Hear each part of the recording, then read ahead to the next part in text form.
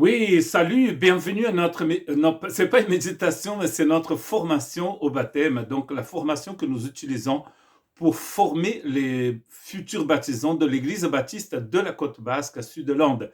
Nous appelons notre formation Savoir, considérer, s'offrir, basé sur un texte de Romains chapitre 6. Et je voudrais commencer en disant tout simplement, donc nous sommes une église baptiste, donc nous baptisons par immersion. C'est une tradition baptiste et aussi parce que le verbe baptiser veut dire plonger, immerger, submerger. Comme par exemple, on parle d'un navire qui a coulé.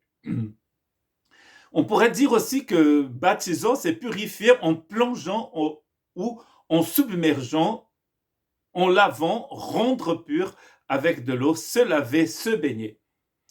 Et donc, vous pouvez penser au Titanic qui a coulé au fond de l'océan Atlantique. Mais le plus important, ce n'est pas la forme du baptême, à mon avis. Le plus important, c'est de comprendre, en fait, ce que les Écritures veulent dire, notamment dans les écrits de Paul, veulent dire par le mot baptême et par le verbe baptiser. Chaque fois que le verbe est utilisé, pourquoi est-ce que Paul l'utilise, par exemple? Et même dans les textes, nous allons voir cela, où le mot n'apparaît pas, nous allons trouver donc l'idée. Savoir, considérer, se donner, c'est quelque chose qui est très utile, à mon avis, pas que pour le baptême. Une fois que vous devenez chrétien, une fois que vous devenez un disciple du Christ, il a des choses à savoir. Et ensuite, vous allez devoir calculer, c'est-à-dire considérer ces choses et vous dire aussi que cela est pour vous. Et par la suite, il faut se donner ou s'offrir.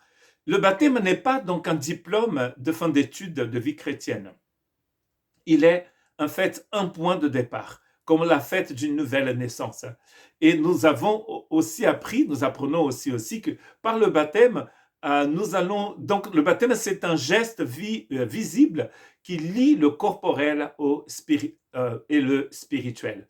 Donc, je fais du théâtre, je dis que le baptême, c'est comme une mise en scène d'une réalité spirituelle réalisée d'ailleurs par Jésus lui-même. Donc, si vous suivez le Seigneur, si vous êtes venu au Seigneur, si vous avez reçu la vie du Christ, si vous avez passé par le processus de conversion, de repentance, vous deviez vous faire baptiser. Pourquoi? Parce que finalement, vous êtes déjà baptisé en Christ Jésus. Et notre première représentation biblique du baptême se trouve dans Romains chapitre 6. Et c'est de là où vient donc le titre de notre formation, savoir, considérer et se donner. Romains chapitre 6 commence en fait avec une question de rhétorique. Que dirons-nous donc? Allons-nous persister dans le péché afin que la grâce se multiplie? C'est Paul qui pose cette question de rhétorique en fait. Malheureusement, ces textes du Nouveau Testament et de toute la Bible ont été coupés en chapitres. Mais pour comprendre le chapitre 6, il faut lire le chapitre 5 aussi. Et dans le chapitre 5, Paul dit que là où le péché a abondé, la grâce a surabondé. Donc, comme les chrétiens sont parfois un peu malins, entre guillemets, donc ils vont penser de la sorte, ils vont se dire, bon, si il a beaucoup de péché, là où il y a beaucoup de péché, la grâce abonde, donc je vais pouvoir continuer dans le péché parce que de toute façon, la grâce va abonder. Et donc, c'est là où Paul donc pose cette question, que dirons-nous donc? Allons-nous persister dans le péché afin que la grâce se multiplie? C'est-à-dire, est-ce que je vais continuer à faire n'importe quoi parce que de toute façon, la grâce va se multiplier? Et donc, la réponse vient de Paul lui-même dans le verset 2 de Romains chapitre 6. Il dit certainement pas. Pourquoi? Nous qui sommes morts pour le péché, comment pourrions-nous encore vivre dans le péché? Voilà, il va nous expliquer maintenant, en utilisant le verbe baptiser, donc baptiser, immerger, plonger, que cela n'est pas possible. Il n'est pas possible d'appartenir à Christ et vouloir rester dans le péché, car la mort de Jésus était justement pour nous délivrer d'ailleurs, du péché et de ses conséquences.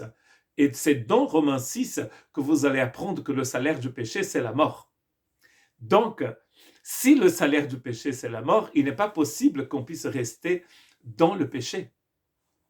Et la première chose qu'il va faire ici, en utilisant le verbe savoir, et d'ailleurs à la négative dans le verset 3, il dit « Ignorez-vous que nous tous qui avons été baptisés », donc là c'est le verbe « baptisant », en Jésus-Christ, c'était en sa mort que nous avons été baptisés.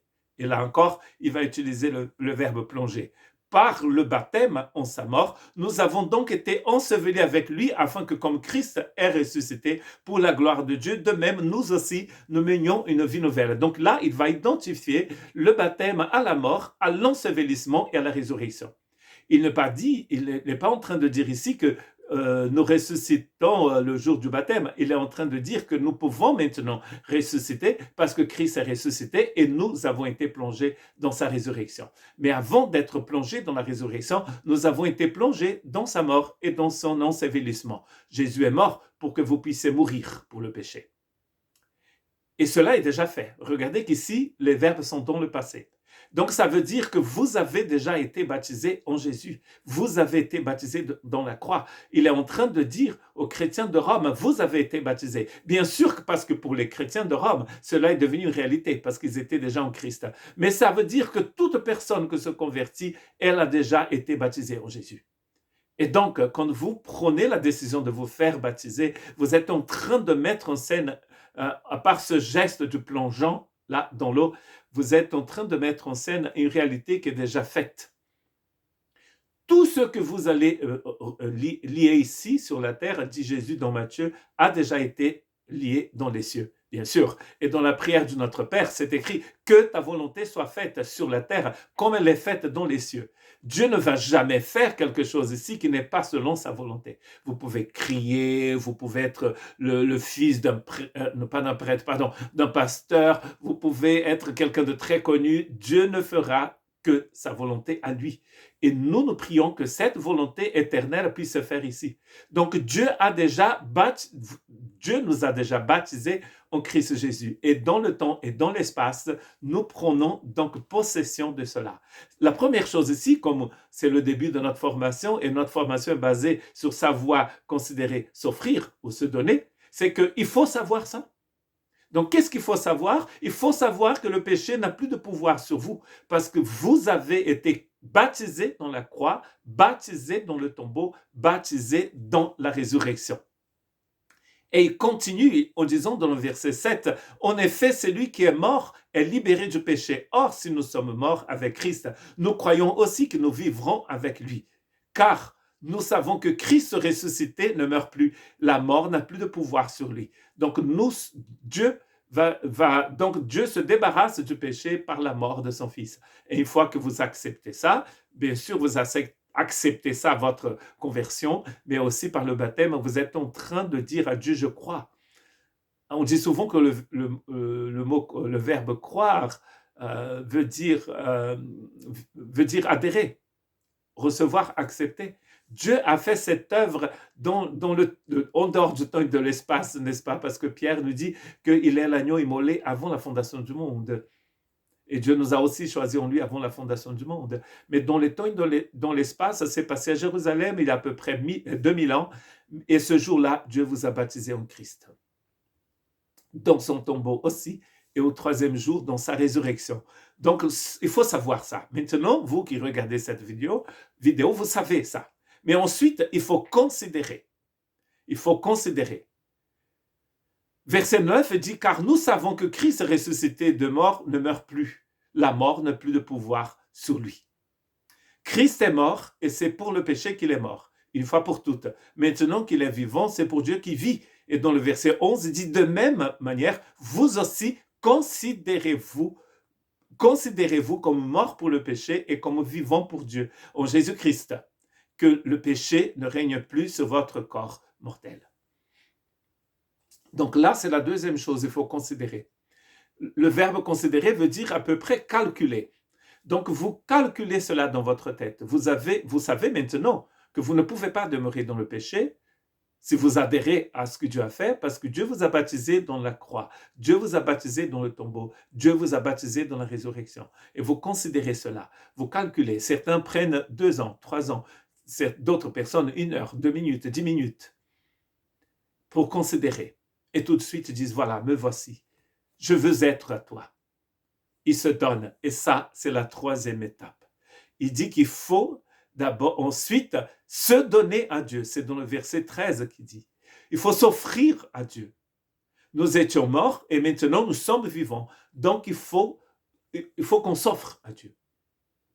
Certains vont savoir, ils vont considérer, mais ils ne vont jamais s'offrir, se donner. Quand un jeune, comme c'est le cas chez nous, maintenant nous allons baptiser 5 jeunes en 2023, quand ces jeunes viennent nous voir et disent « Pasteur, je voudrais me faire baptiser », ils sont en train de dire, même s'ils n'étaient pas au courant, même s'ils n'avaient pas lu Romains 6, ils sont en train de dire « Je sais que Jésus est mort pour moi ». Je considérais ça. Et j'ai pris la décision, pas parce que mes parents sont chrétiens, parce que j'ai entendu ça des jeunes pendant cette formation, ils ont dit « Je voudrais suivre Jésus ». Là, ils sont en train de s'offrir. Que Dieu nous bénisse tous.